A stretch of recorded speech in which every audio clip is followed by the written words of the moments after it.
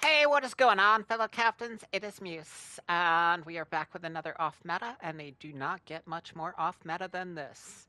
So, on your screen, as you can see, we have Vallejo, and it is an American SAP cruiser, which there's only two of in the game.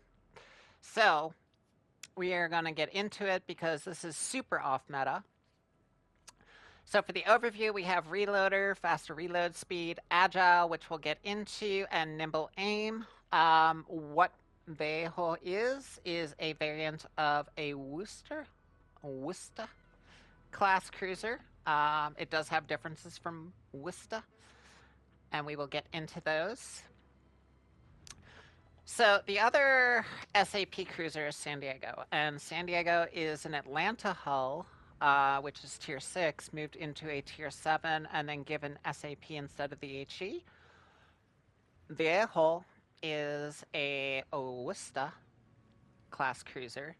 It's actually a predecessor of the Worcester.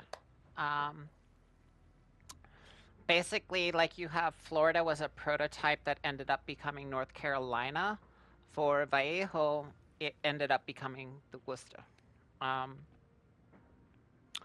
but there's some major differences. The armor is nowhere near what Worcester's is. It's lacking a turret and 2 guns that Worcester has, and it has SAP, not HE. So there's some major differences. However, this is an extremely good and strong ship at tier 8, and it does have some deficiencies, but it has quite a bit that makes up for those deficiencies, and we're going to get into that. The build, for a long time on both my San Diego and Vallejo, I ran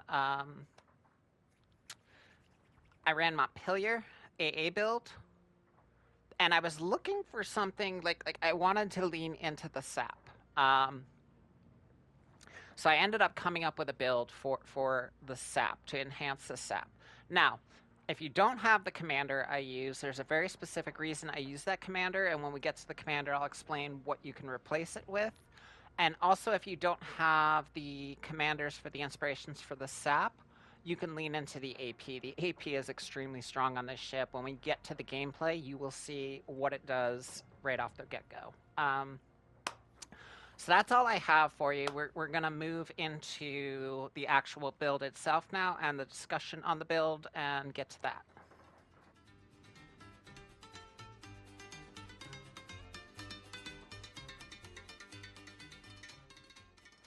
All right, let's have a look at the modules. So the first slot we have an AA module. It already has strong AA, so we're just going to lean right into the AA. Second slot, we're going to do rudder. It has a decent rudder, so we're just going to help that out. Concealment, third slot. Why not? And for the last slot, reload, because it already has good reload, we're going to lean into that.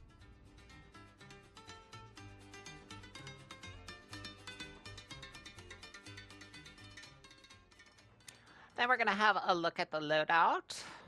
And we have our damage control party, which is pretty standard, unlimited, good to go. Repair party, I don't run fully packed, so I only get 2 of those, but it is a good heal. If you do run fully packed on it, you're going to get some nice heals out of it. DFAA, and the Chocolov meta, this is a huge boost, and main battery reload booster rather than the fighter planes, for me in particular anyway. Running my Jolly Roger, which I do on pretty much every ship I have, and Type 9 camo.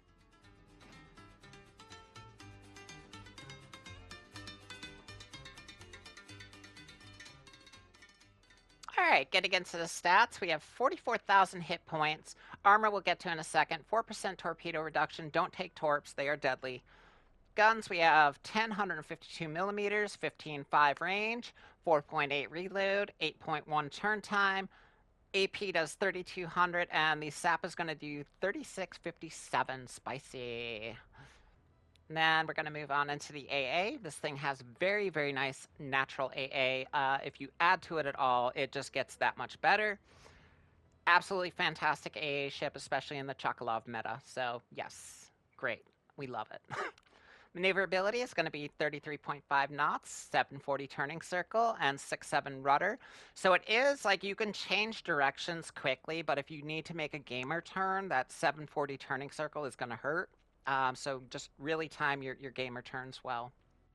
Lastly is going to be concealment, and we have 10.8 by sea, 6.9 by air, and a guaranteed of 2 as always, and 6.3 in smoke. And with that, we're going to move on.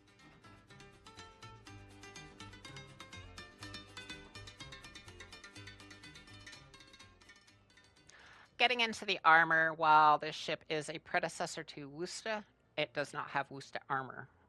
The bow is definitely not 32 millimeters.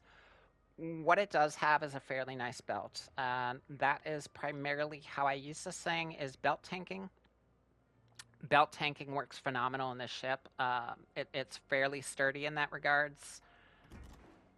The Citadel does have a spot on the front and back that is very, very lightly armored. It is below the water line, but if they go through your bow or your stern, there's no water to slow the shell down before it gets into that area. So you really need to be careful with the front and back of the ship and try to belt tank as much as possible. Do not bow tank or stern tank with this thing. That's all we have with the armor. Just belt tank as much as possible, because that's what's going to save you.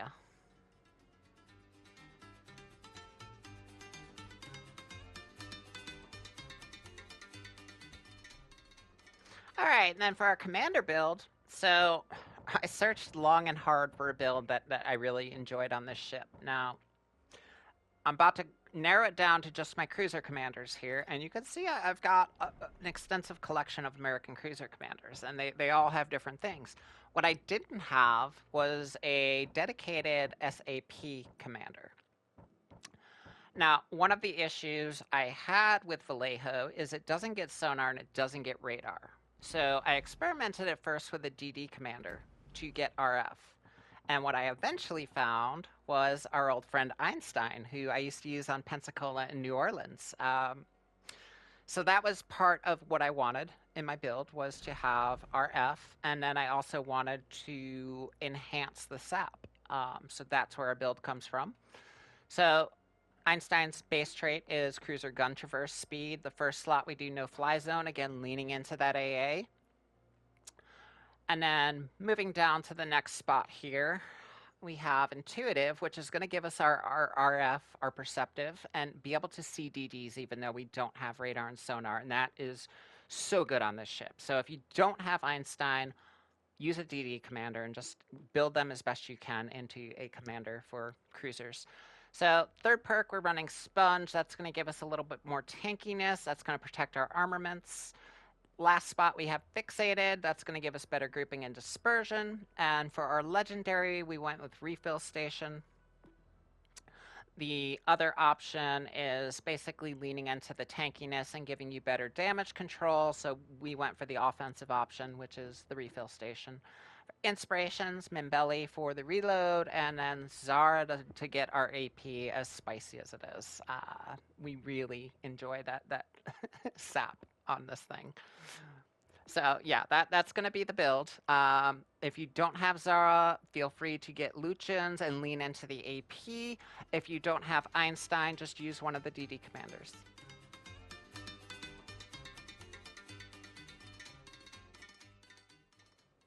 Alright, so the map is Northern Waters. This is going to be our featured battle. So I want to start off by saying I tried to get you guys a big game. I tried to get you like a 200k damage, something like that. And every single battle I got into, and especially because Chocolov is, newly released, was a carrier game. And every single game I got the 2-ship spawn. Every time, without fail. And most of the games just went the same way. It was, kill the 2 ships on my spawn, and then 10 minutes of sailing until we pointed them out. So, is what it is. Every game was the same, about 100k damage, killed my 2 ships, and then just sailing for however long it took them to point out. So, yeah, I picked this game out of all of those because it showcased some of the things I talk about in the build a little better than others. So we're going to see that. Now, you can see my RF there. There's only one DD in this game, but in the games where you have like 3, 4, 5 DDs, that RF is huge because you don't have sonar, you don't have radar. And that sap is a DD killer. So if you can like track down the DD and get those guns on them, you're going to knock out the DD really quick. So having some way to find the DD without, having to have your DD hold your hand and walk you around the map is huge. Absolutely huge in this ship.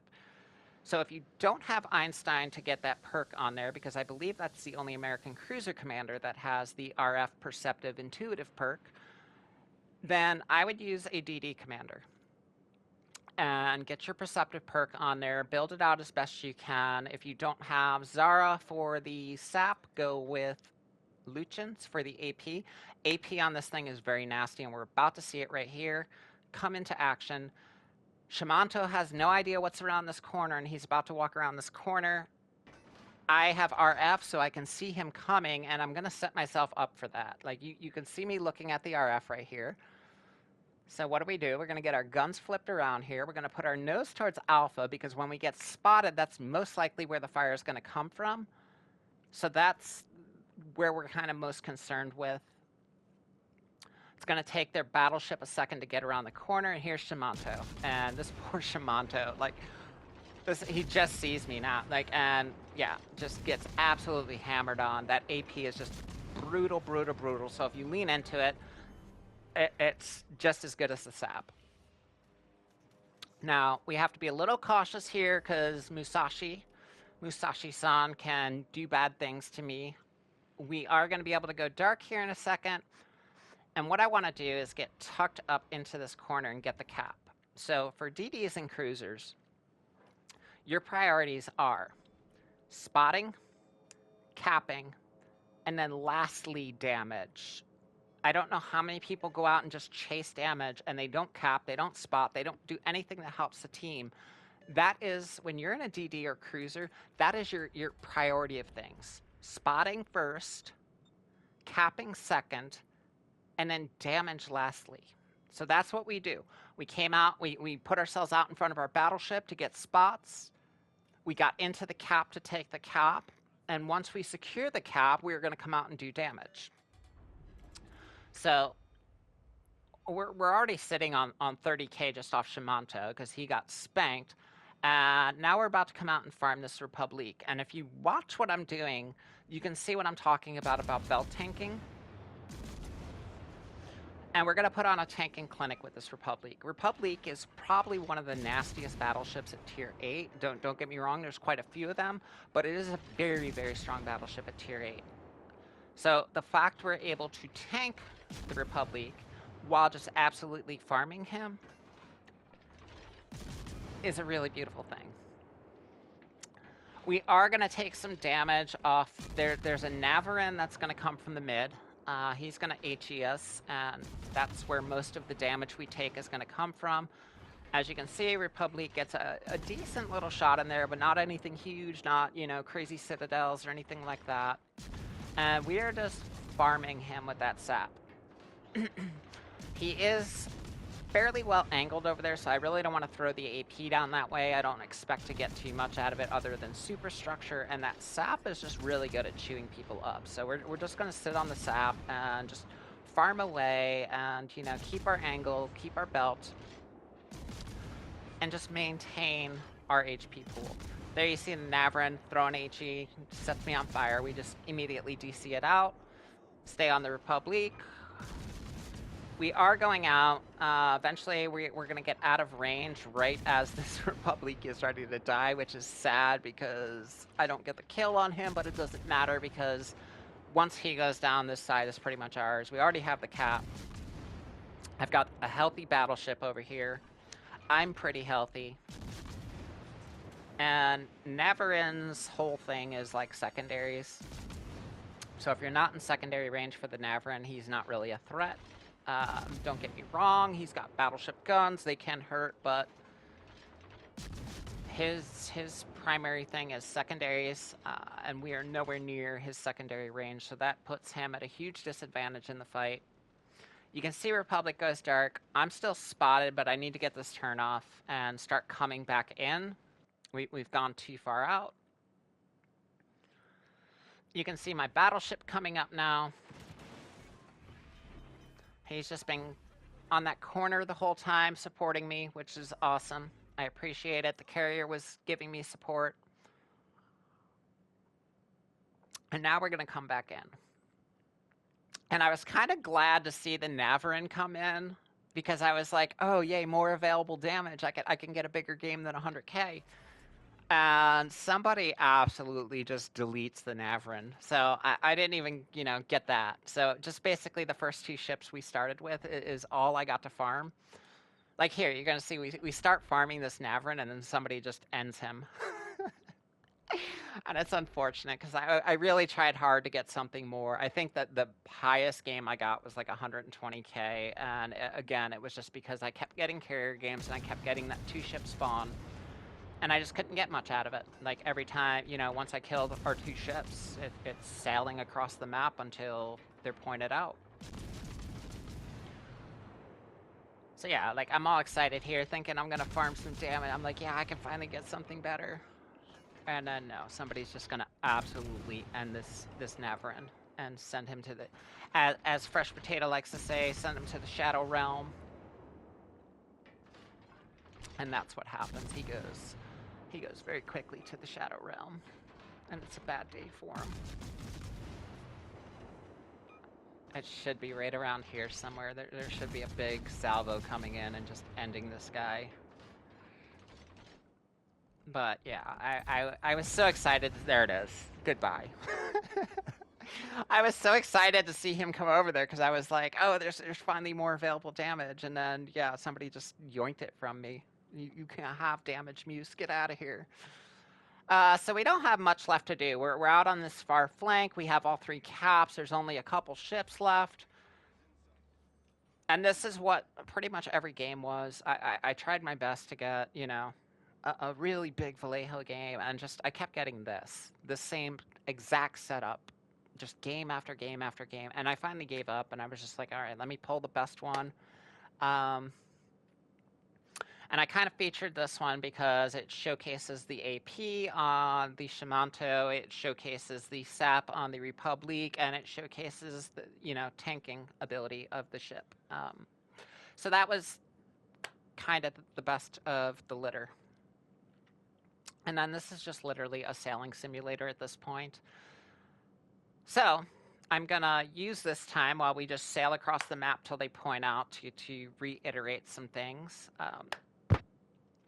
The commander build, again, you don't have to have SAP inspirations. You don't have to have SAP perks because the AP on the ship is very strong and you can really, really lean into the AP. It's that American 152 AP. If you play Worcester, if you play Boise, if you play Helena, if you play Cleveland, you know exactly what that can do to people. And it is absolutely devastating. If you don't have Einstein, which most people should by this point, it's been available like how many Halloween events. But if you don't, you can use a DD commander, and that RF perk is going to be so good for you in this ship. San Diego, I don't need the RF as much because I have a sonar on San Diego, and that's the other American SAP cruiser, and it gets a sonar. So I don't need the RF because I have a tool to deal with DDs, whereas this ship does not. This ship is pure AA and guns, and that's it. You have no tools, absolutely no tools to deal with a DD. So, yeah, that's all I have. Thank you, captains. Good hunting. Fair seas. I will catch you next time. Bye.